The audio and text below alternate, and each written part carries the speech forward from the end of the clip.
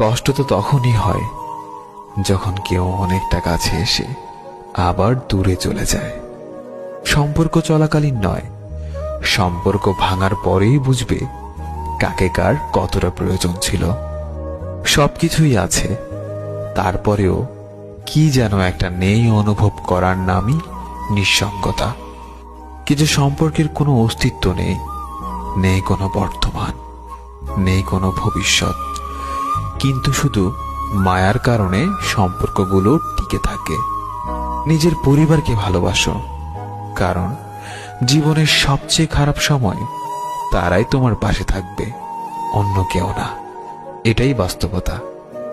আমাদের ভেতরটা যখন কষ্টে ভরপুর হয়ে ওঠে, তখন কিছু কষ্ট উপচে বাহিরে চলে আসে। আমরা তার নাম দিয়েছি অশ্রু। এই অশ্রুই হলো আমাদের ভেতরের অতিরিক্ত কষ্ট।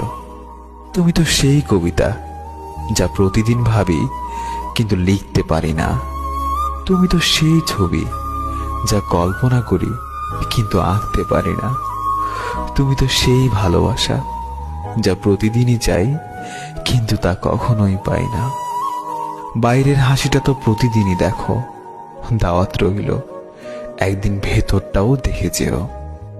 কি অদ্ভুত তাই না? একজন নিজের সময় মতো SMS করে, আর একজন বোকার মতো SMS এর অপেক্ষা করে।